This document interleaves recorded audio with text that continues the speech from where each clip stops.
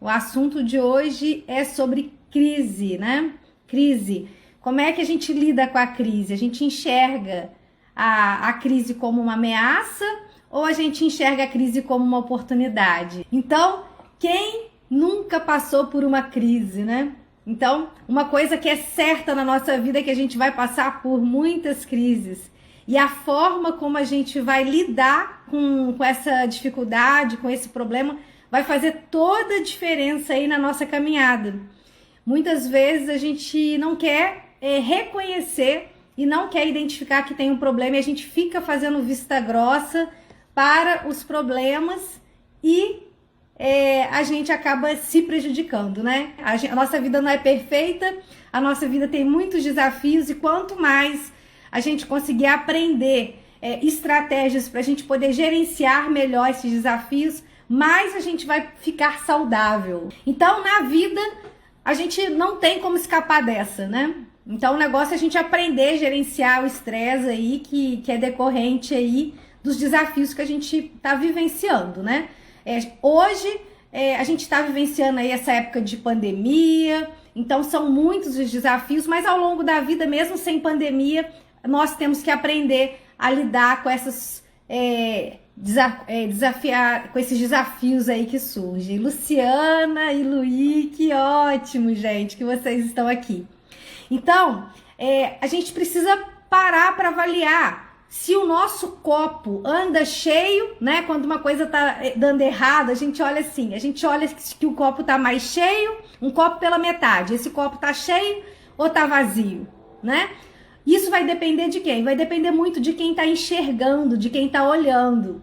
A nossa percepção vai fazer toda a diferença para a gente poder conseguir sair de um lugar de paralisia, de gerenciar um problema para a solução. Quanto mais tivermos dificuldade de manejar as nossas emoções, maior a chance da gente não conseguir resolver o problema da melhor forma possível. Por quê? Porque a gente fica numa visão limitada, que a gente chama visão de túnel, quando a gente não consegue identificar direito o que está acontecendo, e aí quando a nossa emoção está muito elevada, a gente não consegue ver todas as alternativas e a gente acaba tomando alguma decisão precipitada e inadequada. Então é fundamental que a gente consiga encontrar recursos internos e externos para a gente poder gerenciar melhor os desafios que estão presentes na nossa vida. Então, mesmo aqueles planos, aquelas coisas que a gente gosta ou aquelas coisas que a gente planejou na vida, como casar, ter filho, mudar de cidade, mudar de emprego, mesmo que você tenha planejado, o desafio, né, o estresse, ele vai fazer parte, né? Então, a gente não tem como viver sem estresse. Faz parte da vida. Então, por exemplo, tem pessoas que falam assim, eu não vou me relacionar com ninguém, não, porque eu não quero me estressar. Só que não se relacionar também estressa. Você escolhe só o tipo de estresse que você vai ter que lidar. Porque estar no relacionamento implica ter estresse. E você não estar no relacionamento também implica em ter estresse. Então, o tempo todo a gente pode até tentar fugir de ter que enfrentar alguma situação dessa, mas é fato que de alguma forma a gente vai vivenciar e vai ter que aprender a lidar com essas dificuldades, tá? E aí, eu peguei aqui uma possibilidade aqui pra gente conversar, né? Então, a nossa vida ela pode ser dividida em 3 compartimentos, tá? Então, vamos refletir sobre isso juntos aqui. Então, a gente tem, num compartimento, aquelas coisas que são possíveis. Em outro compartimento, a gente vai ter aquelas coisas que são impossíveis. E num terceiro compartimento, a gente vai ter aquelas coisas que são impossíveis para nós. Ou seja, a forma como a gente vai enxergar os problemas vai fazer toda a diferença se a gente vai ter recurso interno e externo ou não para poder conseguir resolver aquele problema. Tá bom? Então, por exemplo, se eu penso que isso é muito difícil, né? Imagina que eu quero montar um consultório, mas se eu penso assim, mas isso é muito difícil. Quando eu vim pra cá, eu passei por isso, né? Crise, ameaça ou oportunidade. Então, mudar de cidade gera crise, mesmo que a mudança tenha sido planejada. Trocar de emprego também tem crise. Então, são vários os desafios e muitas vezes a gente fica com a visão limitada, porque a gente conta uma historinha pra gente, como se a historinha que a gente conta pra gente fosse acontecer exatamente do jeito que a gente planejou. E o que acontece? Muitas vezes a gente faz um plano que não acontece do jeito que a gente gostaria que acontecesse. E muitas vezes isso vai ativar lá no nosso cérebro o modo ameaça. Quando o nosso cérebro é ativado no modo ameaça, a gente pode ter a estratégia de fugir, né? Ou de enfrentar. Então, dependendo de como a gente vai interpretar aquela experiência e o que tem já dentro da nossa mochila emocional, nós vamos ter aí alguns recursos que a gente vai utilizar para estar lidando com aquela dificuldade, com aquela crise, e não necessariamente a forma como a gente vai lidar com esse problema, com essa crise, vai ser uma forma funcional. Muitas vezes a gente até aprendeu, até consegue enfrentar, mas às vezes o jeito que a gente enfrenta é um jeito que nos adoece e às vezes até um jeito que nos prejudica. Então, por isso que é tão importante a gente primeiro conseguir identificar por que tá gerando aquele conflito, né? Então, como é que a gente descobre se uma coisa é importante pra gente? Tem duas formas. Ou a coisa deixou a gente estressado, tá? Ou a coisa deixou a gente feliz. Então, tudo aquilo que gerou, assim, um estresse e aquilo que deixa a gente feliz são excelentes sinalizadores que aquilo ali é muito importante pra gente, tá? Então, é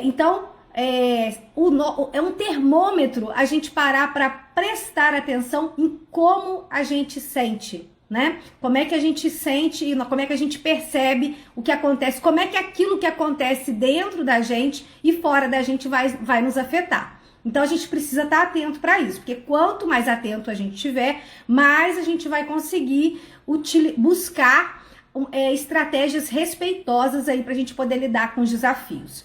E aí, pensando nisso aqui, a gente pode também utilizar estratégias que não são nada eficazes, mas que muitas vezes a gente utiliza, que é, por exemplo, acomodar. Às vezes, diante de uma crise, a gente prefere fingir que não está acontecendo nada, né? Muitas vezes, para evitar um conflito, a gente finge que não está acontecendo nada. Só que a pior forma que a gente tem de resolver um problema é fingindo que não está acontecendo nada.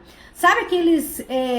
vocês já devem ter visto relacionamentos em que as pessoas não brigavam, né? Ninguém nunca viu o casal brigar, por exemplo, e que, de repente, esse casal se separa, né? Por quê? Porque, às vezes, as pessoas não falam e não falar é uma péssima alternativa. As pessoas precisam saber o que a outra pessoa está pensando, né? A gente precisa aprender a comunicar as nossas necessidades e também precisa aprender a escutar e perceber, porque como a gente se sente é o primeiro sinal que a gente precisa olhar, porque significa que tem alguma coisa que não tá legal. Então, a primeira orientação aqui para vocês é prestem atenção em como que vocês se sentem diante de determinada situação. Então, quando a gente não presta atenção em como a gente se sente, a gente acaba permitindo que muitas coisas ruins aconteçam porque a gente também deu permissão, tá? Então, vamos prestar atenção porque como a gente se sente é um termômetro para a gente poder falar, definir que uma coisa é boa ou ruim, tá? Então, prestar atenção em como a gente se sente. E, a partir disso, prestar atenção no que deixa a gente feliz, né? E se eu me sinto ameaçada por alguma razão, é porque aquilo é muito importante para mim. Então, se aquilo me deixou estressada, é porque aquilo era importante. Eu queria muito uma coisa e a coisa não aconteceu, né? Então, numa relação, se a gente for pensar, então, numa relação, a gente vai ter sempre uma pessoa que vai querer atingir os objetivos dela e muitas vezes ela não vai medir esforços para poder conseguir aquilo que ela deseja. Então, por exemplo, no ambiente tanto no ambiente organizacional quanto no ambiente familiar ou de estudo, qualquer ambiente que exista, né? Nós vamos precisar aprender a utilizar as nossas forças pessoais a nosso favor para a gente poder administrar melhor as crises, né? E a gente aprendeu como é que administra muito as nossas emoções, primeiramente dentro da nossa família de origem. Então a gente aprendeu muito de como a gente deve se comportar. Então, pode ser que a gente se comporte de uma maneira passiva. Pode ser que a gente se comporte diante da crise de uma maneira assertiva e pode ser que a gente se comporte diante da crise de uma maneira agressiva, né? Então, o que seria isso?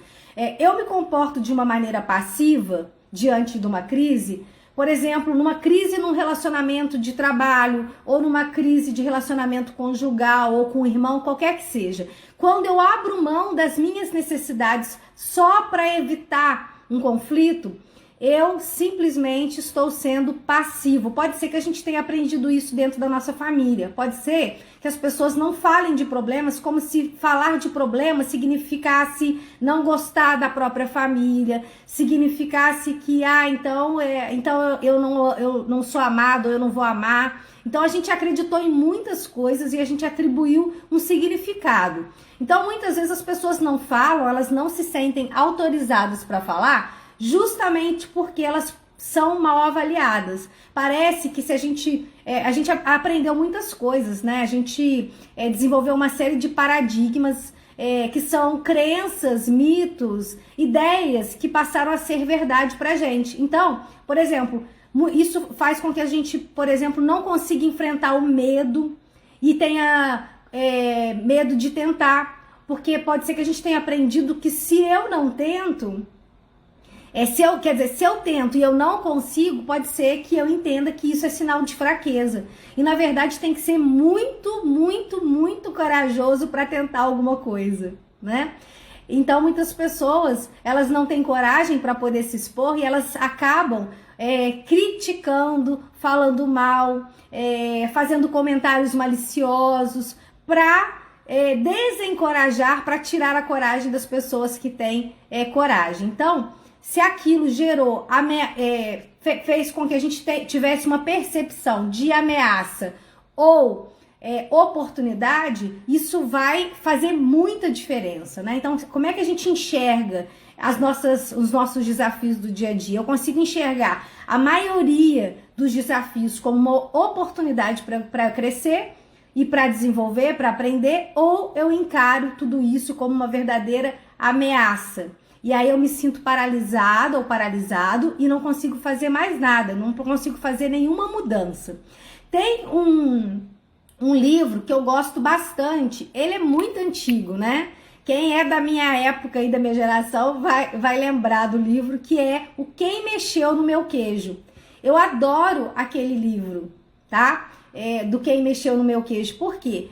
Conta a historinha, né? De um ratinho, de uns ratinhos, e que eles tinham muito queijo, né? E vamos pensar que cada um de nós, os nossos objetivos, nossos desejos seriam esse queijo, tá? Representado na historinha lá dos ratinhos lá, que seria esse queijo. Só que tinha um estoque muito grande de queijo, então eles não preocupavam se o queijo ia acabar ou se não ia acabar. E o que acontece? Só que uma hora, então a gente pode lidar de formas diferentes. Aí depois vocês leem o livro lá, senão vai perder até a graça. Mas o que acontece? Dependendo da forma como a gente lida com os desafios da vida, né? Lida com o nosso queijo, pode ser que a gente se surpreenda e uma hora esse estoque de queijo acaba. Então, esse estoque de queijo pode ser qualquer objetivo nosso, ou qualquer coisa que a gente tenha. Pode ser um emprego. Quantas pessoas ficaram desempregadas na pandemia? Né? Quantas pessoas... Boa noite, Cida. Boa noite, Jane, Jordana, Marlene, Tabata, Ingrid, Brenda, Fernando, Ana. Depois eu falo mais oi, Andréia, né? Então, quantas vezes a gente simplesmente ignora todas essas possibilidades? Por exemplo, pensar que casamento é para sempre, né? Então, quando uma pessoa pensa que casamento é para sempre, ela pode ter que lidar com frustrações muito grandes, né? Um dia eu pensei que casamento era para sempre. E aí eu tive que lidar até hoje, né? Tô tendo que lidar com coisas que não foram resolvidas porque realmente você confia numa pessoa quando você se casa e você acredita que aquele casamento é para sempre e você não se resguarda e aí isso gera transtorno. Então, ameaças e oportunidades. Ou seja, a gente vai, quando a gente tem uma visão muito fantasiosa, muito poliana moça, só pensa no lado bom das coisas, acaba que a gente vai acabar tendo que enfrentar, gerenciar desconfortos que a gente não gerenciaria se a gente tivesse uma visão mais realista. Então, ter uma visão realista ajuda muito a gente lidar com os conflitos de uma forma mais consciente e mais respeitosa, ok? E isso vai ser muito afetado dependendo das nossas crenças que a gente desenvolveu ao longo da vida, né? Então, como eu já falei em vários outros momentos para vocês, nós vamos ter podemos ter crenças de desvalor, crenças de desamor e crenças de desamparo. Então, dependendo das crenças que a gente que tá mais forte, que são mais presentes na nossa vida, no momento da nossa vida, né? Coisas que nos machucaram. Essas ameaças tem situações que vão ser muito ameaçadoras pra gente, porque vão acessar aquelas crenças que eu falei pra vocês de desvalor, desamor ou de desamparo, né? Então, por exemplo, se alguém imagina que num relacionamento amoroso uma pessoa pegue e termine o relacionamento.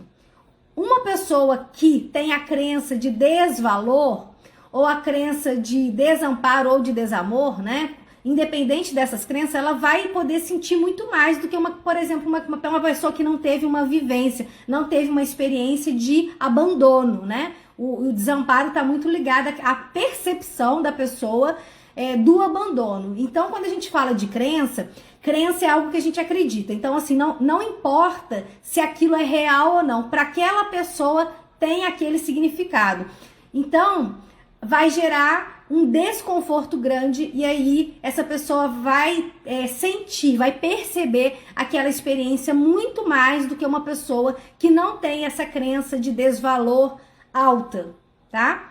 Então, uma pessoa que tem crença de desvalor alta, ela vai sentir muito mais do que uma pessoa que não tem a crença de desvalor alta, ok?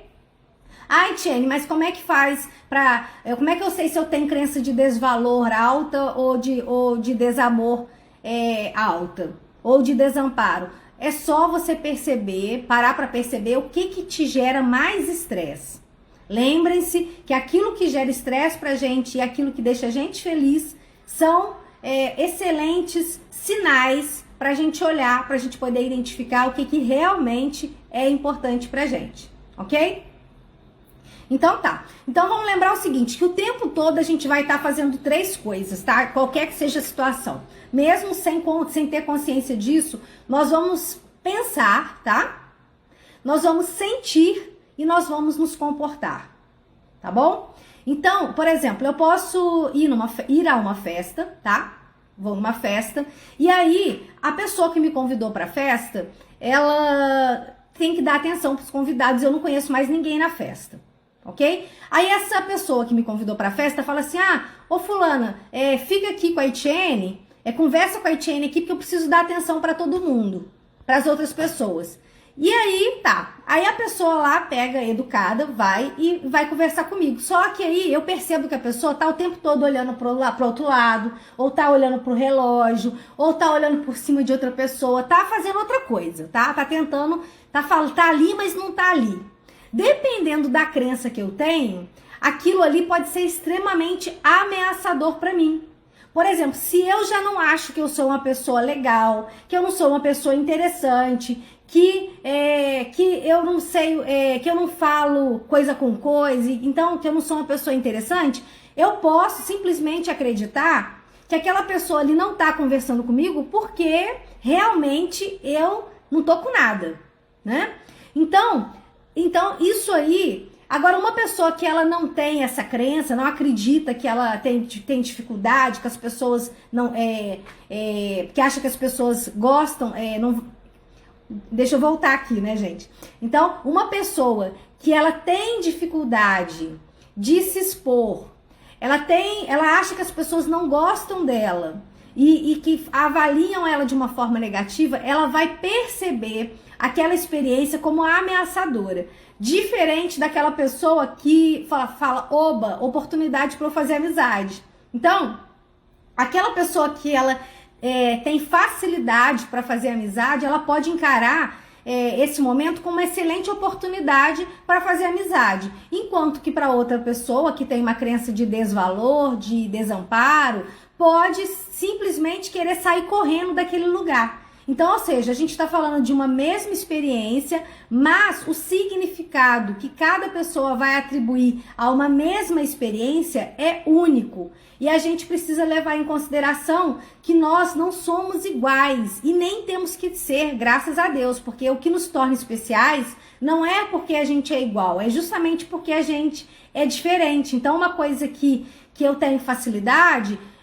a minha parceria não tem facilidade. Uma coisa que a minha parceria tem facilidade, eu não tenho facilidade. E assim são os relacionamentos. Por exemplo, dentro de um ambiente organizacional, quanto mais diversificado a equipe, melhor. Por quê? Porque as pessoas vão ter forças diferentes. E é esse somatório de forças que vai fazer com que essa equipe seja o melhor possível. E no relacionamento também. Então, às vezes as pessoas, por exemplo, nas relações, elas se sentem ameaçadas. Tem pessoas, por exemplo, que no relacionamento começam a competir com o parceiro ou com a parceira. Gente, competir com a parceria é muito furada. Por quê? Porque um casal, ele precisa andar ali junto, não é um em cima, um ou embaixo ali, não é isso. Relacionamento, a pessoa é de parceria, então ninguém tem que mandar em ninguém. Quando existe um querendo mandar no outro, isso é péssimo, isso é disfuncional, né? E quando a gente também decide que a gente vai ser vítima da relação, isso também é muito ruim. Então a gente precisa ter cuidado, porque isso é uma ameaça para a relação, querer ser vítima, ou querer ser salvador, ou querer ser culpado, né? Ninguém aqui me contem uma coisa, porque até para vocês pensarem, quem de vocês conseguiu se sentir melhor quando vocês não utilizaram as forças de vocês? É muito melhor quando a gente usa as nossas forças a nosso favor. Mas tem hora que a gente fica cego e a gente fica só focado nas nossas fraquezas. O que vai contribuir para a gente conseguir o que a gente quer na vida não são as nossas fraquezas. E nós temos que ser bem realistas, encarar que a gente não é perfeito. Quando a gente aceita que a gente não é perfeito, a gente vai se sentir menos ameaçado. E quando eu falo isso, não é pra gente poder ficar fazendo de vítima, não. Muito pelo contrário. Uma coisa é a gente aceitar e outra coisa é a gente acomodar. São coisas bem distintas e a gente tem que prestar atenção nisso. Uma pessoa que ela é acomodada, ela vai simplesmente arrumar desculpa para não ter que fazer nada. Ah, não, é assim mesmo. Ah lá, fulano tem porque fulano tem oportunidade. Ah lá, o pai dele tem um negócio, aí ele não precisou fazer esforço nenhum para conseguir. Então, quem quer ficar fazendo papel de vítima, vai tirar a própria força de si mesmo. Então, diante de situações que geram ameaça, prestem atenção se vocês estão se colocando como vítima da situação. Quando a gente se coloca como vítima, a gente não se conecta com as nossas forças. E a gente precisa das nossas forças. Então, aí vocês podem me perguntar assim, mas Etienne, eu não tenho força nenhuma. Claro que tem. É só vocês se lembrarem de momentos desafiadores na vida de vocês. Quais recursos que vocês utilizaram para poder resolver alguma questão que foi difícil, foi desafiadora na vida de vocês. Quando a gente está no conflito, a gente acaba ficando cego, né? Então, daí a importância da pausa positiva, né? A gente, às vezes, quer resolver o negócio na marra ali, então, quer decidir na hora. Então, assim, quantas vezes você nem se preparou para poder sair de um trabalho, depende financeiramente dele, mas com a cabeça quente, acaba tomando uma atitude sem pensar nas consequências. E quando a gente toma uma atitude sem pensar nas consequências, a chance da gente se arrepender é enorme. Então, dentro da disciplina positiva, né, eu trabalho com educação parental, eu recomendo sempre, porque faz parte de uma das estratégias da disciplina positiva, a pausa positiva. O que é a pausa positiva? É porque ninguém consegue tomar a melhor decisão e consegue visualizar melhor sem antes estar com a emoção mais acalmada, né? A Maricélia colocou, lembrar que temos que usar a inteligência a nosso favor. Isso mesmo, Maricélia. Maricélia é minha parceira. Então, Maricélia, a Maricélia está nos lembrando aqui, nós somos inteligentes, mas às vezes a gente não age com inteligência, né? Então, é certo que a gente vai passar por crises na nossa vida, né? Crises internas, crises em relação ao nosso próprio corpo, crise em relação ao que a gente idealizou de maternidade, de paternidade, de casamento, de relacionamento, de trabalho, né? Às vezes a gente não é reconhecido e aí a gente fica querendo ser reconhecido porque afinal de contas a gente deu tudo, né? Deu tudo que podia, que não podia, e automaticamente a gente já acha só porque deu vai receber, e a vida não é assim. A gente precisa ter uma visão mais realista e não ficar nessa dinâmica infantil de achar que porque eu tô dando eu vou receber. E a gente precisa lembrar disso, porque a partir do momento que a gente vira adulto, assume uma postura de adulto, a gente considera que a gente não precisa agir como uma criança querendo resolver a coisa naquela hora, né? Às vezes ali na relação ali, tá discutindo, o ânimo tá quente ali, um jogando na cara coisas pro outro, depois coisas que a gente vai se arrepender pelo resto da vida. Então, o que seria a pausa positiva? Seria a gente se afastar para poder retomar a consciência, entender melhor como é que a gente está se sentindo, para a gente poder comunicar de uma forma respeitosa. Então, às vezes, quando a gente se sente ameaçado, a gente vai lá e ataca, fere, machuca. E tem coisa que a gente não vai conseguir arrumar, consertar, né? Tem palavras que ferem mais do que feridas, agressões físicas, né? Então a gente tem que tomar cuidado com isso, porque senão a gente acaba indo contra o nosso objetivo e isso acaba sendo não respeitoso com a gente e com aquelas pessoas com as quais a gente se relaciona. Então, quanto mais consciente a gente tiver, mais a gente vai fazer escolhas mais respeitosas e vamos ter relacionamentos mais saudáveis por isso. Isso vale para qualquer tipo de relação. Então, como eu estava falando, dando para vocês aquele exemplo do trabalho, né? Quando a gente pede demissão, mesmo não tendo nada engatilhado, mesmo não tendo planejado, nós também vamos nos colocar numa situação de vulnerabilidade. Por quê? Porque a gente não pensou. O planejamento ele é fundamental. Às vezes a gente quer resolver as coisas assim, ó, a toque de caixa, né? Resolver as coisas rápidas e às vezes a gente não vai decidir de uma forma respeitosa, né? Então, por exemplo, como é que a gente lida com as nossas preocupações, né? Como é que a gente lida com as nossas preocupações? Então, uma coisa que me gera um sentimento assim de que eu tô ameaçada, pode fazer com que eu tenha comportamentos bastante disfuncionais que pode, num relacionamento, por exemplo, sufocar ou até mesmo romper qualquer tipo de relação, né? Então, por quê? Porque no relacionamento a gente não precisa lembrar desse movimento de pulsar, né? É um movimento de pulsar, ou seja, precisa pulsar. Para estar vivo tem que pulsar. Se para de pulsar, tá morto. Qualquer coisa que para de pulsar, tá morta, tá?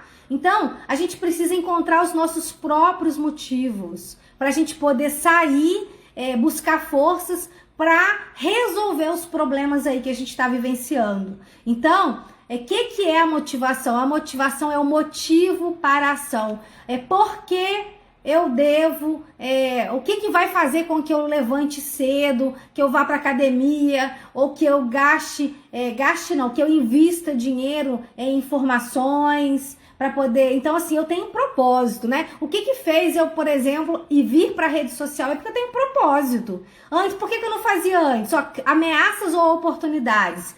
Claro que foi ameaçador para mim a questão da pandemia, né? Então todo mundo, né? Não só para mim, para um monte de gente, para todo mundo. De repente fechou tudo. A gente achou que ia ser uma coisa de uma semana, 2, né? A gente não, mas muitas pessoas acharam isso. Aqui, pelo menos em Florianópolis, muita gente foi pra praia. Todo mundo achou tipo férias, assim, vamos tirar férias, daqui a pouco a gente volta. E aí não foi assim, né? Não foi assim que aconteceu. Então isso fez com que as pessoas se sentissem ameaçadas. Diante dessa ameaça, a gente teve que fazer alguma coisa. Tem pessoas que elas se sentiram ameaçadas e que elas pensaram assim, depois que passar essa pandemia, eu faço alguma coisa.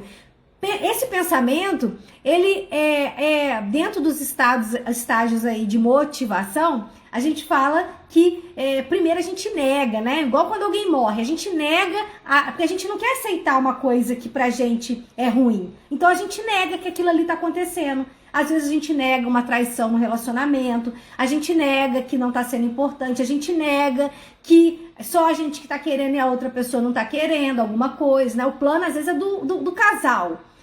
Aliás, às vezes o plano é de uma pessoa só, mas a gente ali tá marcando passo e tá achando que o plano é do casal, porque a gente quer acreditar nisso. E como é que a gente tende a lidar com as nossas preocupações? A gente tende a lidar com as nossas preocupações tentando confirmar as nossas crenças, tá? Então, se eu acredito que ninguém gosta de mim, eu vou buscar, né, evidências para poder justificar que ninguém gosta de mim. Então, se eu ligo para uma pessoa e a pessoa não me atende, aí eu vou falar, poxa, fulano não gosta de mim. Se, por exemplo, eu passo na rua e a pessoa não me cumprimenta e a pessoa não me cumprimenta, eu posso falar e pensar que a pessoa não gosta de mim, que não tá nem aí, ou que tá me esnobando. E eu ignoro outras coisas que pode ser. Por exemplo, que a pessoa não viu, né? Ou que a pessoa estava preocupada. Da mesma forma, o exemplo que eu dei lá da festa, né? A pessoa pode estar olhando lá, assim, que ela está realmente procurando alguém que ela marcou, que ela gostaria de ver e ela tá procurando. Não quer dizer que ela não ache que eu sou uma pessoa interessante ou que ela não queira conversar comigo, mas pode ser que o foco dela realmente esteja voltado para outra pessoa e isso não significa que ela não goste de mim ou qualquer outra coisa parecida assim. Então, só que as nossas crenças, né, as nossas crenças que temos a respeito da gente, a respeito dos outros e a respeito do mundo, né? Se eu penso que o mundo é ameaçador, eu vou adotar comportamentos, eu vou adotar posturas que vão ser compatíveis às minhas crenças, mesmo que as minhas crenças não sejam verdadeiras. A tendência nossa é agir de acordo com as nossas crenças, ok? Então, vamos também pensar no seguinte. Já falei da aceitação e da acomodação, da diferença, né? Porque quando a gente fala da aceitação, a gente tá falando que tem coisas, então vamos entrar nas coisas que são, que a gente não pode mudar. Por exemplo, quando alguém morre, essa é uma coisa que a gente não pode mudar. O que a gente pode mudar é como que a gente vai lidar com o processo da morte de alguém que é importante pra gente, né? Então, nós podemos lidar de uma forma que seja mais respeitosa, mas a gente pode também lidar de uma forma que vai gerar mais estresse, né? Toda vez que acontece, a gente faz um plano na vida, né? A gente faz um plano para casar, às vezes, para engravidar, para formar, para um emprego, para ser promovida, para várias coisas, né? Para mudar de cidade. Quantas pessoas tiveram que cancelar o casamento, trocar data, ou ficaram desempregadas e tinham acabado de comprar a casa própria né, ou o carro e teve que devolver porque não tinha, né? Fugiu tudo do planejado. Então, quantas vezes a gente precisa recalcular toda a rota para poder estar lidando com uma situação que a gente planejou uma coisa ser de um jeito e foi completamente diferente daquilo que a gente imaginou, né? Então a gente vai ter que aprender a lidar com esses imprevistos e com essas situações em que a gente não pode mudar a situação. Então tem coisas que a gente não vai poder mudar, né? Por exemplo, se você é demitido, independente se foi certo, se foi errado, se tinha gente que trabalhou menos, que trabalha menos que você, que faz corpo mole, né? Não importa, né? Pode ser até que isso que você esteja sentindo, né? Seja aceitável, porque todo sentimento, toda emoção, gente,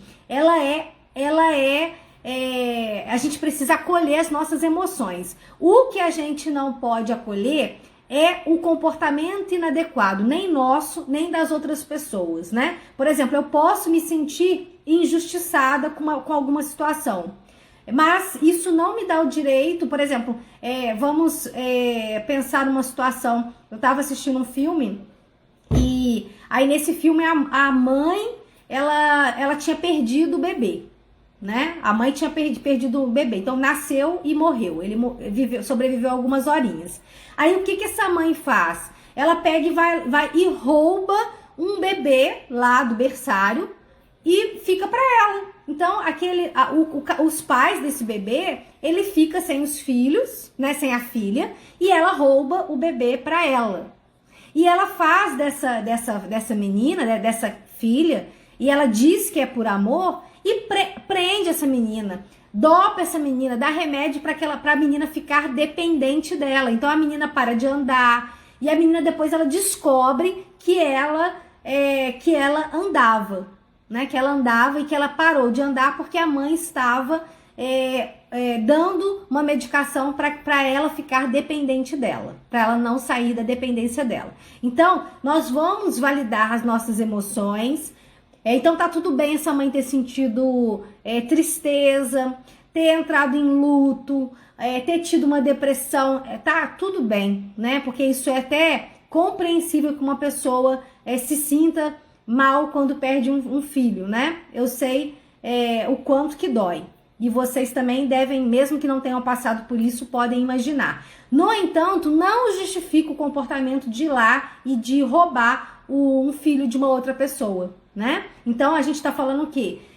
De validar as emoções, mas a gente não pode validar qualquer tipo de comportamento. Por exemplo, tá tudo bem a gente ficar com raiva, mas não tá tudo bem lá e bater na outra pessoa, né? Não tá tudo bem bater na outra pessoa porque a gente tá com raiva.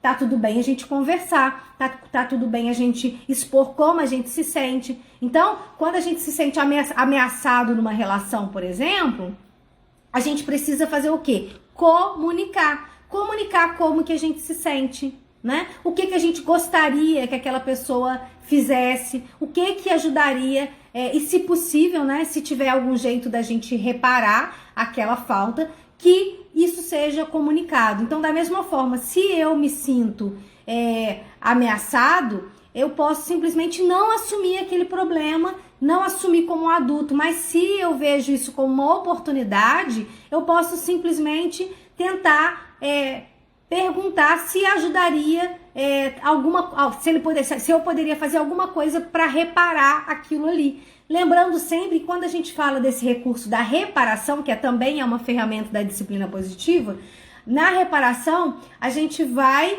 se desculpar pelo comportamento inadequado e vai se comprometer, vai perguntar, né, o que a gente poderia fazer, e vai se comprometer para cuidar, para não repetir aquele comportamento, porque às vezes as pessoas fazem assim, elas até pedem desculpa, mas elas fazem de novo, né? Então, quando a gente pede desculpa, a gente tem que lembrar que a gente precisa estar comprometido para não repetir aquele desrespeito com a outra pessoa. E a gente precisa estar atento, né?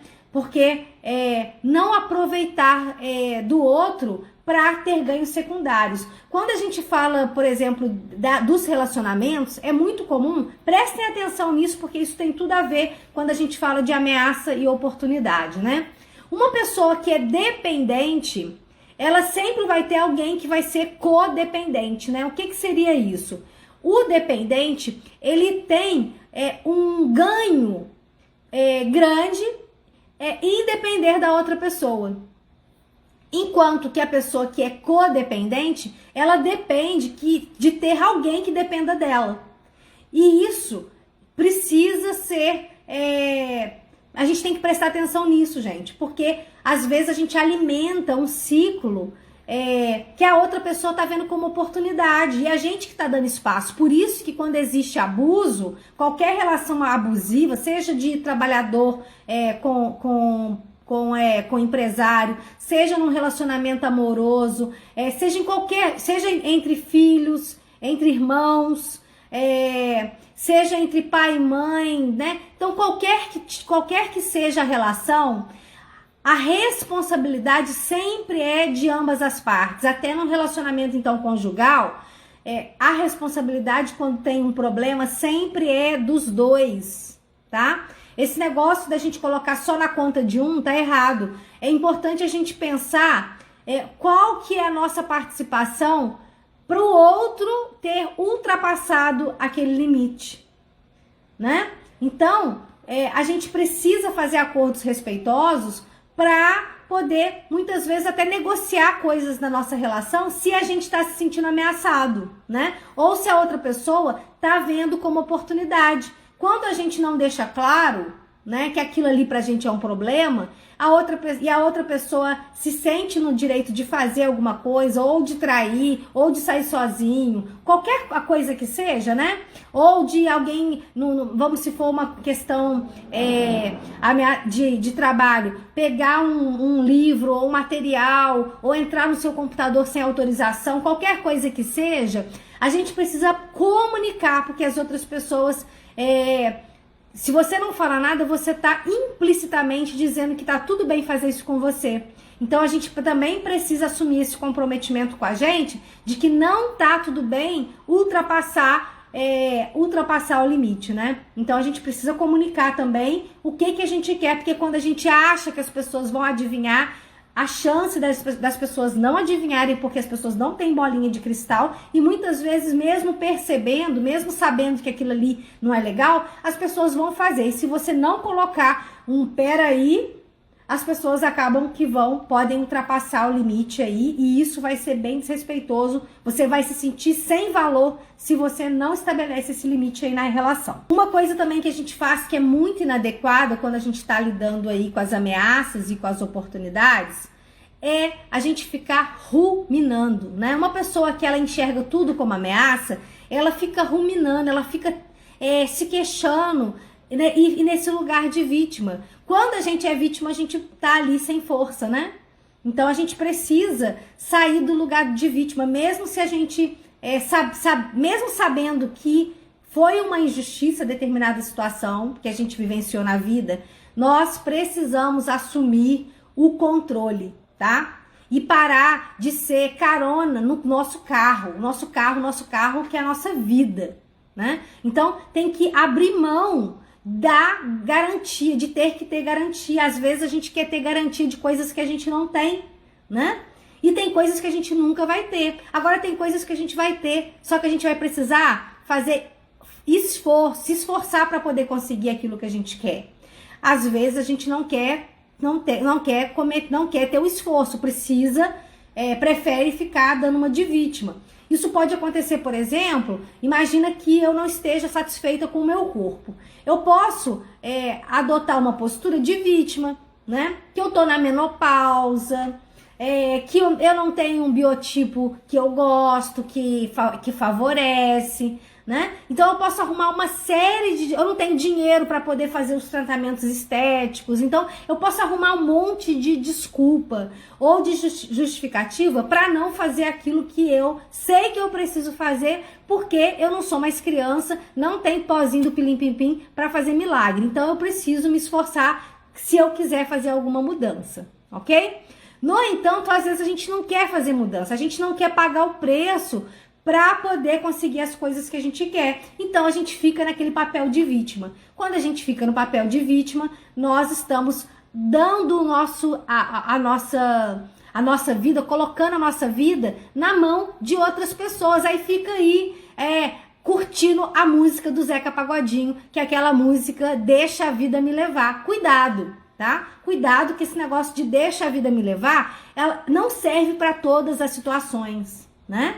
Então, por exemplo, se você tá se afogando e aí tem corrente ali dos dois lados, e aí você fica ali se debatendo para tentar sair daquilo ali, a chance de você sair vivo dali é muito pequena, porque aí sim, essa música do Zeca Pagodinho até faz sentido, porque aí você precisa se deixar afundar para a correnteza, né? Para a correnteza te levar para um outro lugar sem ser daquele lugar ali, e aí sim você se levanta e consegue sobreviver. Mas às vezes a gente fica ali, ó, se debatendo, brigando com a vida, ao invés de aceitar alguma situação ali que a gente não vai poder mudar, como é caso de morte, como é caso de desemprego, né? Do desemprego, no sentido de não por que a gente foi a gente que foi demitido e não a outra pessoa, tá?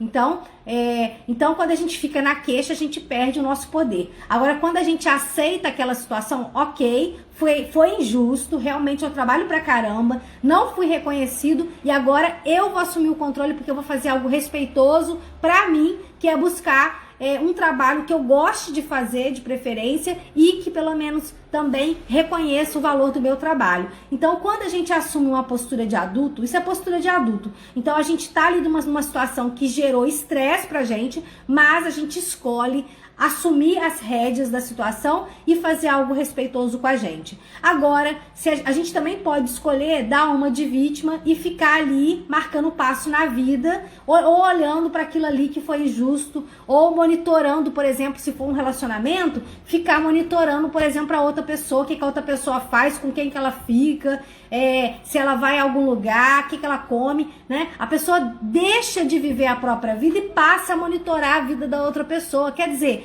que a ameaça, essa ameaça torna tão grande, só que a ameaça maior é contra a sua própria vida, quando você deixa de viver a sua vida para viver a vida da outra pessoa, né? Uma outra coisa muito disfuncional que a gente faz quando a gente se sente ameaçado é não ter coragem de enfrentar os desafios. A gente precisa aprender que não vai dar sempre para acertar. E tem hora que a gente vai fazer, não vai conseguir. E tá tudo bem. A gente não vai ser mais fraco por causa disso, mesmo que a gente tenha aprendido isso na nossa experiência. Boa noite, Jaque, Rosângela, Madres, Terê, Daiane. Que saudade, Daiane. A minha aluna, ai, gente. Cris, que legal, gente. Maricélia, Karina, Camila, Pati, Luciana. Gente, eu sou muito... Deixa eu voltar aqui, né? É porque eu fico feliz de ver vocês aqui. Aí eu fico empolgada, né?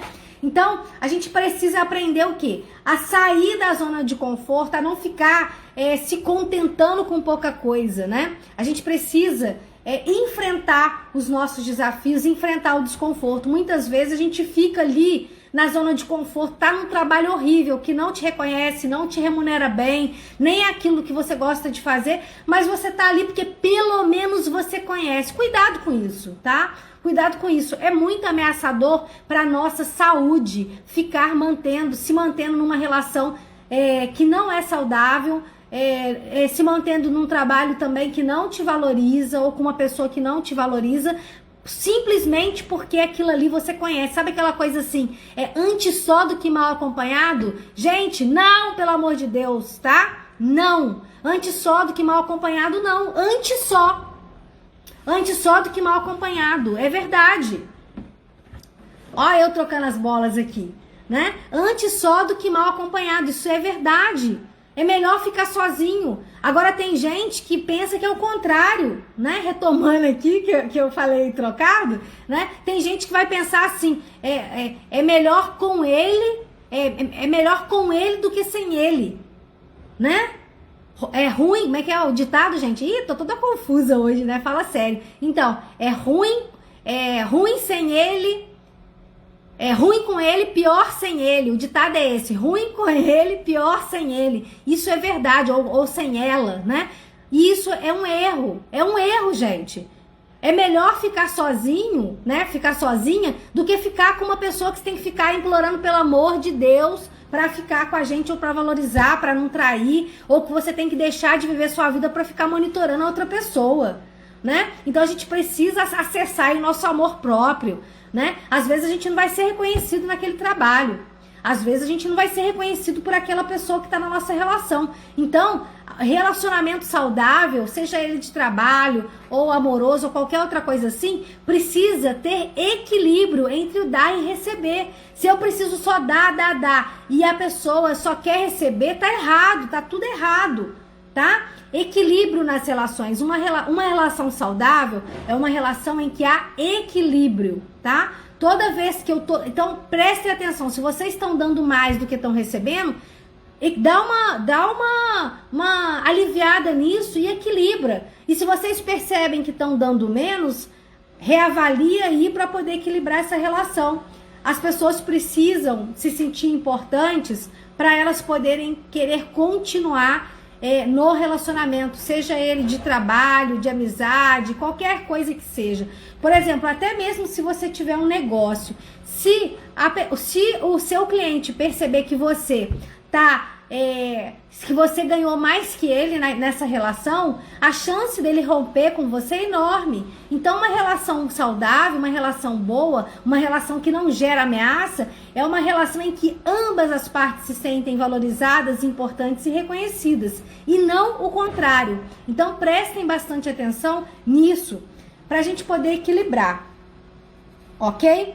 Então, tem diversas situações na nossa vida que vão fazer com que a gente se sinta ameaçado ou que a gente veja oportunidades. Quantas pessoas aí montaram o próprio negócio em plena época de pandemia, né? Algumas pessoas, por exemplo, quem se antecipou à crise, já estava na frente. Por exemplo, quem já vendia pela internet, quem já atendia pela internet, já estava na rede social, estava à frente. Sofreu menos do que quem deixou para depois. Eu, por exemplo, não investia, não fazia live, não sabia nada disso, né? Não sabia mexer em nada disso. Tem coisas ainda que eu tô passando aperto, como hoje aconteceu aí da gente estar transmitindo só pelo Instagram e tá aqui carregando o YouTube, mas aqui não sei por qual motivo tá falando aqui que não tá aparecendo aí para vocês.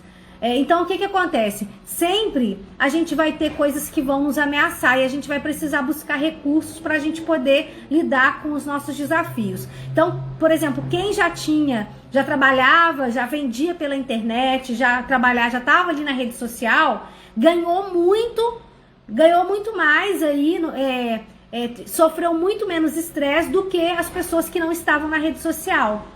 Então, se a gente se antecipa, faz igual lá o ratinho que se antecipou, sofreu menos diante das adversidades do que aquele ratinho que ficou esperando as coisas acontecerem. Então, às vezes, a gente precisa se antecipar, né? Considerar que pode ser que as coisas não deem certo, pode ser que a gente precise de arrumar uma outra alternativa. Então, quando fechou tudo, voltando à questão da pandemia, quando fechou tudo, que eu pensei, nossa, eu preciso fazer alguma coisa. E aí eu peguei, falei assim, vou voltar com a rede social, que é uma forma aí de eu estar interagindo com as pessoas. E aí foi muito positivo, porque eu também estou aprendendo, estou adorando aí, estou fisicamente distante, mas estou aí tendo a oportunidade de rever tanta gente especial. Isso pra mim é muito bom. Saber que vocês estão aqui pertinho de mim, né? Ex-pacientes, amigos, colegas, né? Pacientes atuais também, né? Gente que trabalhou comigo, que trabalha comigo ainda. Então é muito bom a gente poder estar conectado aí com as pessoas e a gente busca alternativas. Então a gente pode esperar passar, né? Tomar ter uma atitude de esperar, de fingir que não está acontecendo nada. Então tem pessoas, por exemplo, que lidaram com a ameaça de uma forma bem disfuncional. Por exemplo, quando a pandemia passar, aí eu vou passar a prestar atenção nisso, eu vou pensar nisso. Só que olha só, gente, tem aí muito tempo já, a gente está aí há mais de 1 ano e pouco com a pandemia. Quem estava esperando a pandemia passar, está até hoje esperando, né? Negócios fecharam, pessoas deixaram de ter oportunidade aí de aprender, de fazer um curso, de fazer amizade, porque ficou esperando o perfeito não existe, né? A Ângela colocou aqui, pra gente também nos sentimos mais próximos. Ai, que bom, Ângela. É muito bom saber que vocês estão aqui, né? Que a gente está interagindo aqui. É uma forma, assim, de dar um quentinho no coração, né? Dar um quentinho no coração, saber que a gente está perto, está fisicamente distante, mas está emocionalmente conectado, e isso aí enche o coração. Isso é muito bom, né? Então, tem muitas situações que vão gerar estresse. Eu coloquei algumas aqui, ó. Morte, separação, traição, desemprego, mudança de cargo, mudança de cidade, nascimento dos filhos, perda gestacional, planos frustrados, né? A gente planejou que ia ser de um jeito, o negócio aconteceu de outro jeito. A síndrome do ninho vazio, né? Que é quando os filhos saem de casa e os pais que estavam totalmente vivendo em função ali da vida dos filhos, de repente acabam tendo que lidar com a casa vazia e tendo que administrar esse vazio de alguma forma. Então, todas essas situações geram estresse, podem fazer com que a gente se sinta ameaçado, ou pode ser uma verdadeira oportunidade. Quantas pessoas estão aproveitando aí a oportunidade para poder aprender, né? Para poder fazer curso, porque está em casa, enquanto que outras estão se sentindo ameaçadas. A gente tem uma força muito importante que ajuda bastante, que é a resiliência, né? O que seria a resiliência? Resiliência é a nossa capacidade da gente voltar pro estado anterior depois de uma crise. Então a gente precisa exercitar, né, a nossa resiliência. Então nós temos o nosso músculo, que a gente chama o nosso músculo da resistência, e a gente tem o músculo da desistência. Toda vez que a gente cede a um pensamento sabotador, imagina que eu queira emagrecer, que eu queira perder 5 quilos, tá? Se eu quero perder 5 quilos e eu começo a não ir fazer o exercício, eu começo a furar a dieta, eu tô estimulando o meu músculo da desistência, né? Ou seja, eu estou me afastando do meu objetivo. Já se eu me mantenho focada, se eu vou para academia mesmo quando eu estou desanimada, se eu mantenho a dieta, se eu vou fazer as compras para ter um alimento, conseguir manter a alimentação ali da dieta dentro daquilo que eu planejei, dentro daquilo ali que o nutricionista passou, eu tenho muito mais chance de conseguir alcançar meu objetivo. Então, eu tenho o quê? Eu estaria o quê? Fortalecendo o meu músculo, que chama músculo da resistência, tá? Então, diante de uma ameaça, ou diante de uma crise, deixa eu voltar, né, gente? Então, diante de uma crise, eu posso enxergar algo como ameaça ou como uma oportunidade, e dependendo da forma como eu vou lidar com aquela situação, eu vou me aproximar daquele objetivo ou vou me afastar cada vez mais dele. Quando você não faz, gente, aquilo que vocês sabem que precisam fazer para conseguir aquilo que vocês desejam, vocês estão estimulando o músculo da desistência e vocês estão se auto-sabotando. Já quando vocês fazem aquilo que vocês sabem que precisam fazer para conseguir aquilo que vocês desejam, vocês estão estimulando o músculo da resistência. E aí vocês se sentem mais capazes, mais empoderados para poder conseguir e para poder também se achar merecedores de conseguir o que vocês querem na vida. Sempre numa visão realista, ok? E aí, para isso a gente precisa saber o que a gente quer. Para isso a gente precisa estabelecer metas, objetivos. Esses objetivos, eles precisam preencher alguns critérios, né? Então, muitas vezes a gente fica que nem a Alice no País das Maravilhas, né? Como que a Alice no País das Maravilhas fez, né? Ela chegou lá pro gato e perguntou para ele para qual caminho que ela tinha que ir.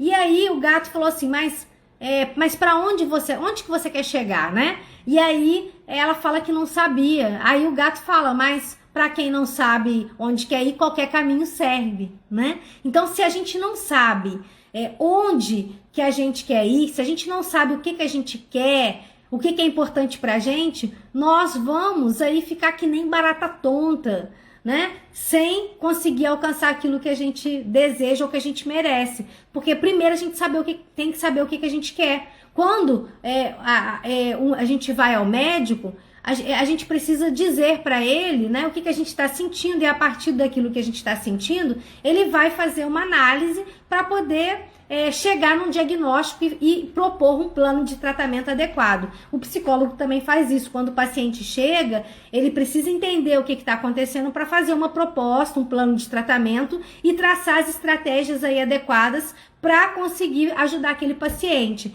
Mas, então, isso quer dizer que a gente tem que fazer isso na nossa vida também. Se a gente não sabe o que a gente quer, a gente precisa olhar, né, o que gera estresse na gente, o que deixa a gente feliz, para a gente poder conseguir captar, né, o que é importante pra gente, o que a gente precisa, e aí sim a gente poder estabelecer as nossas metas e como que a gente vai alcançar essas metas. As metas, elas precisam ser o quê? Específica. Então, por exemplo, vamos imaginar que eu quero passar num concurso. Imagina aí a galerinha aí que quer passar num concurso.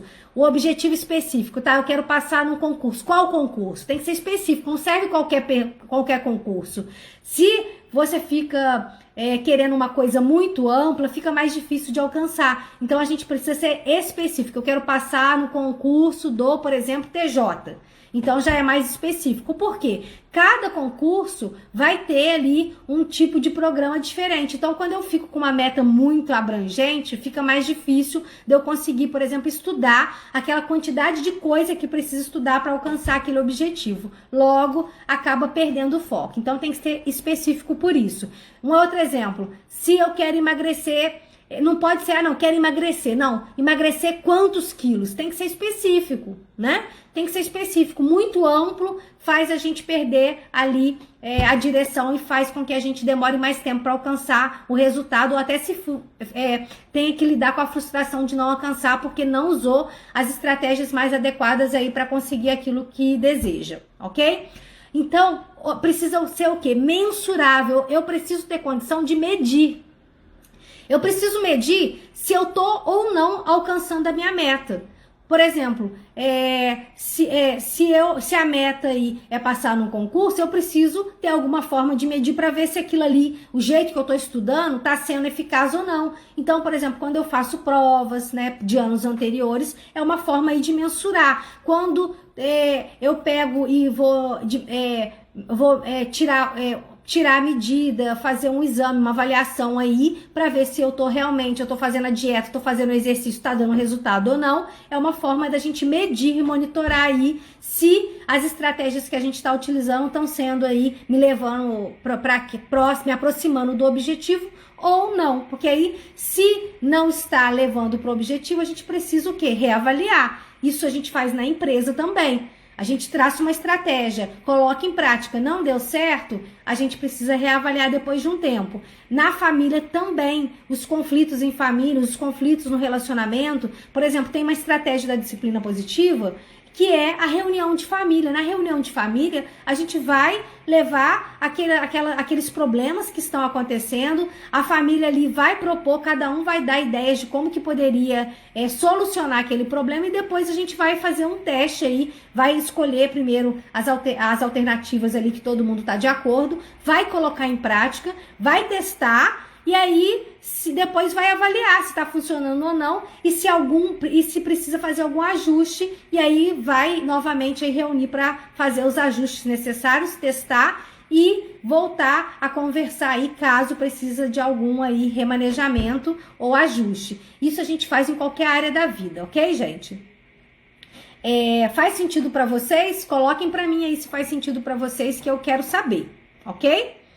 A meta também, ela precisa ser o quê? Alcançável. Quem já trabalhou aí com meta sabe muito bem como é que é desanimador quando a gente coloca uma meta muito grande ou uma meta assim que é inalcançável, né? Por exemplo, quando a gente coloca uma meta inalcançável, isso gera uma desmotivação imensa, por isso que ela precisa ser uma meta possível. Quando a gente fala de meta alcançável, a gente está falando de metas possíveis. Quando a gente coloca uma meta muito grande, por exemplo, olha uma meta inalcançável, ou pelo menos uma meta irrealista, né? Muito difícil de ser alcançável. Por exemplo, emagrecer 10 quilos em um mês. Para poder emagrecer 10 quilos em um mês, eu não vou falar que é impossível, mas pode ser que a pessoa tenha, é provável que a pessoa vai usar recursos que não vão ser sustentados a longo prazo, então isso vai ser disfuncional. Então, quando essa meta ela é impossível de ser alcançada, as pessoas ficam desmotivadas. Isso vale para organizações, vale para pessoas, vale para relacionamentos. Então, a gente precisa ter uma meta alcançável, possível. Então, a gente precisa levar em consideração como parâmetro aí outros números que a gente tenha, outras referências, coisas que a gente já conseguiu. Então, quanto mais consciente a gente tiver disso, mais a gente vai colocar, estabelecer metas que sejam possíveis de serem alcançadas. Aí a gente não vai parar no meio do caminho, não vai ficar desanimado, porque a gente está ali considerando algo possível, tá? A meta também, ela precisa ser o quê? Relevante. Por que ela precisa ser relevante? Porque senão eu não vou fazer. Eu tenho que ter um propósito aqui para estar aqui, porque senão eu não vou fazer, né?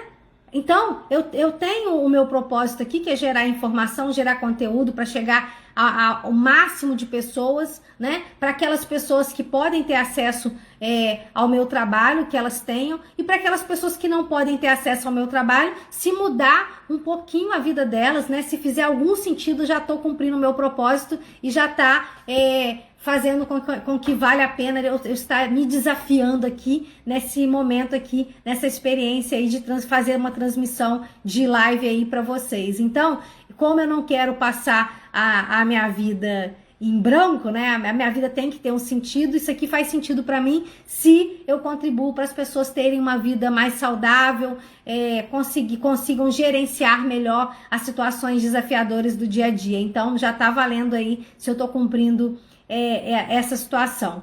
Então a gente pode estar pensando aí na questão da relevância, né? Tem que estar atrelada à nossa missão de vida, tem que ter uma relevância pra gente, né? Como é que seria isso, por exemplo, essa questão da relevância? Quando eu me sinto ameaçado num relacionamento, então, por exemplo, uma pessoa pode deixar uma pessoa pode deixar de ter relacionamento com outras pessoas porque ela tem algum problema, alguma disfunção sexual, por exemplo, né? Ela pode ter um vaginismo, né? Que é a dificuldade ali não conseguir ter a penetração, ou a pessoa pode ter timidez em relação ao próprio corpo, não se achar uma pessoa interessante, né? Ela pode ter, por exemplo, ejaculação precoce, né? O homem pode ter ejaculação precoce e aí ele não se sentir homem o suficiente para poder se relacionar, então ele acaba não tendo relação de longo prazo com ninguém, com medo dessa avaliação negativa do outro. Então, tem que ter relevância aquilo pra gente poder buscar ajuda. Então a meta, por exemplo, pode ser buscar ajuda. Eu vou buscar ajuda porque isso me impede de ter um relacionamento de longo prazo com alguém, e isso é importante pra mim. Ter um relacionamento é importante pra mim, então eu vou cuidar disso. Eu vou cuidar do meu corpo porque eu não quero infartar. Eu quero poder me sentir bem para poder estar me relacionando com outra pessoa. Então pode ser uma relevância. Se a meta não for, se não for relevante, a gente não vai fazer. A gente vai deixar de fazer o treino da academia porque tá frio, ou porque tá sol, ou porque eu tô desanimado. Vai arrumar desculpa. Já quando a gente tem uma relevância, eu vou me sentir melhor, eu vou me sentir melhor para poder me relacionar com minha parceria, eu vou me sentir melhor para colocar uma roupa e assim por diante. A Aline tá colocando, já cumpre muito bem. Obrigada, Aline. Parceiraça, Aline também. A gente vai fazer uma live também sobre sexualidade masculina, eu e a Aline. Aguardem, tá? E aí a gente tem a questão também.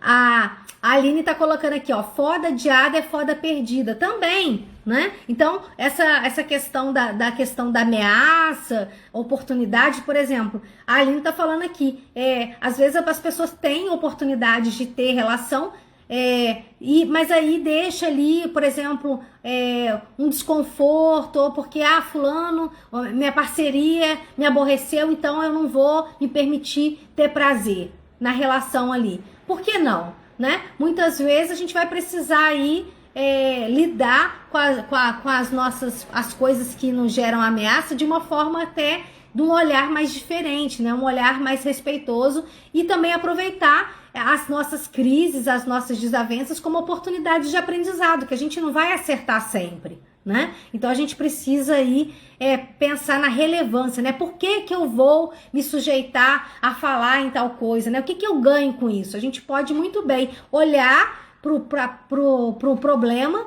e a gente pode escolher fingir que não tá acontecendo nada.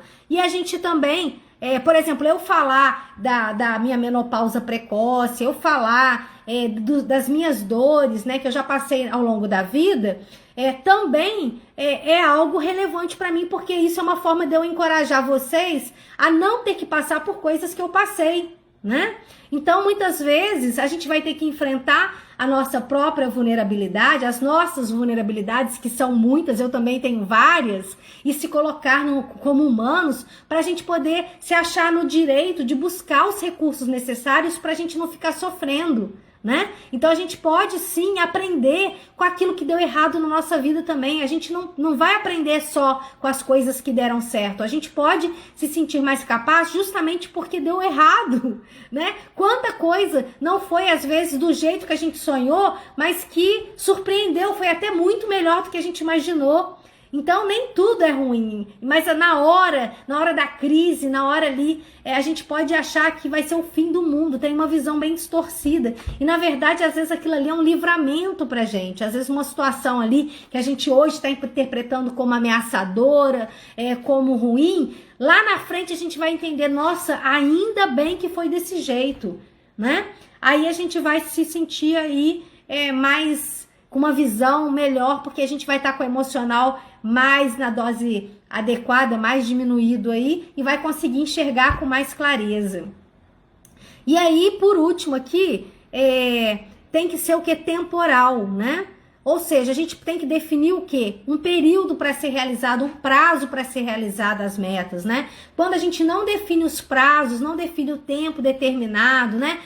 Eu quero emagrecer 5 quilos, mas até quando, né? Em quanto tempo? Né? Aí sim eu vou estabelecer uma meta específica, eu vou estabelecer uma meta que é mensurável, e depois essa meta também precisa ser alcançável, ou seja, tem que ser algo possível, tem que ser relevante, porque tem que estar atrelada à nossa missão, e também tem que ser temporal, ou seja, a gente não pode deixar ser a perder de vista, né?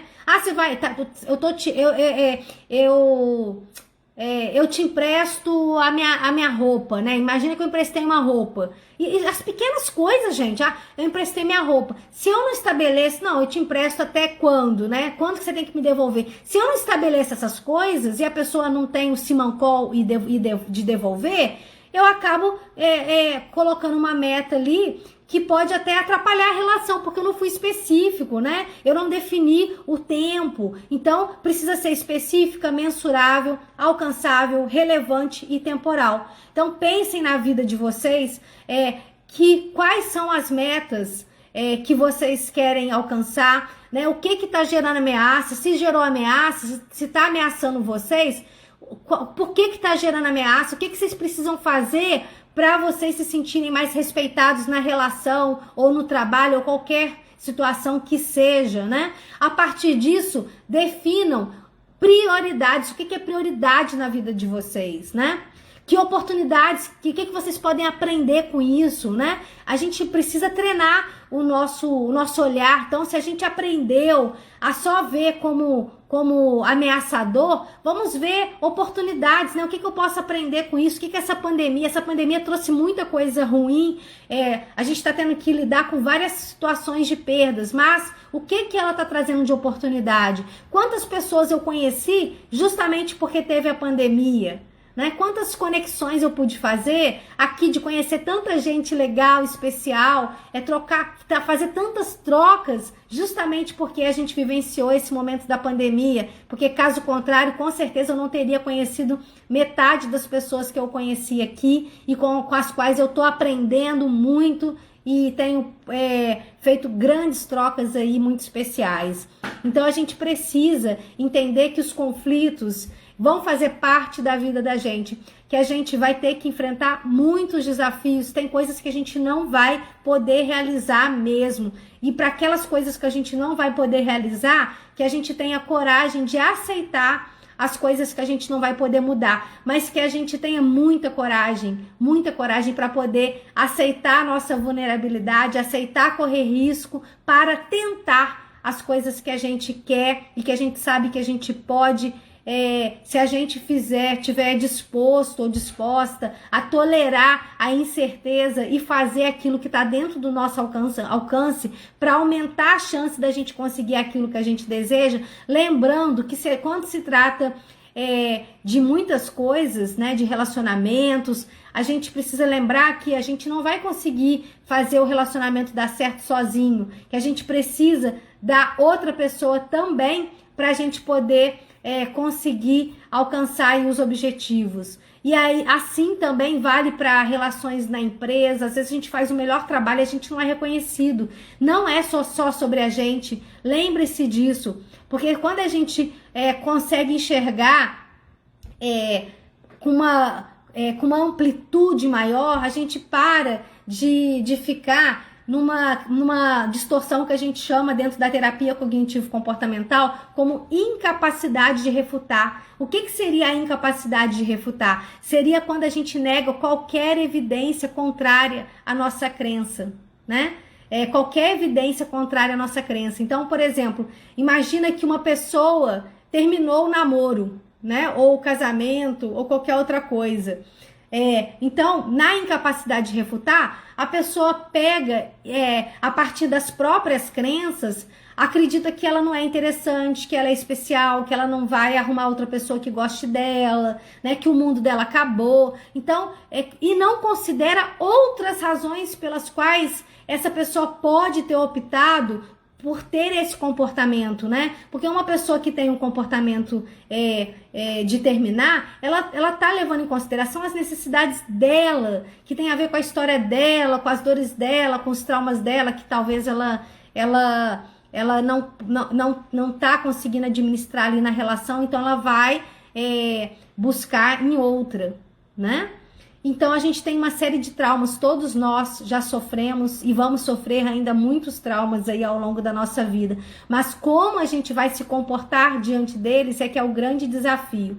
Então eu agradeço do fundo do meu coração aí de vocês estarem até agora aí me escutando. Eu espero que tenha feito sentido alguma coisa aí que eu disse para vocês, e se fizer sentido para vocês, se vocês acham que esse conteúdo pode beneficiar alguém, eu peço para que vocês compartilhem e comentem também uma palavra ou uma frase que fez vocês pensarem a partir dessa reflexão aqui que eu propus hoje para vocês, ok? Quando vocês comentam, quando vocês fazem pergunta para mim, manda pergunta para mim, isso me ajuda a produzir conteúdo. Então, eu peço que vocês mandem perguntas para mim, porque eu vou responder ou vou fazer algum tipo de conteúdo para vocês, tá bom? Então, quando vocês me perguntam, pode virar um post, pode virar uma live, se muita gente perguntar a respeito, ou pode virar até um vídeo em que eu vou responder aquela pergunta. Se vocês mandarem no direct,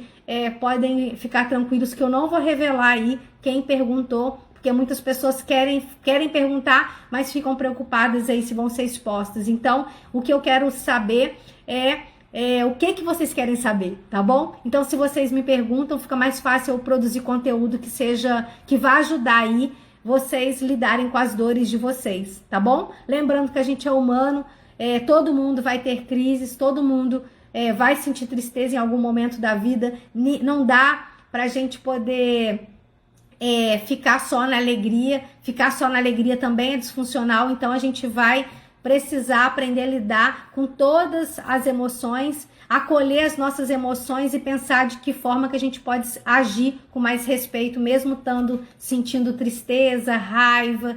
Então, que a gente pode sim ter um comportamento bem respeitoso em relação às nossas dores quando a gente acolhe elas e a gente escolhe agir de uma forma respeitosa com a gente, mesmo quando a outra parte não agiu de uma forma respeitosa com a gente, ok?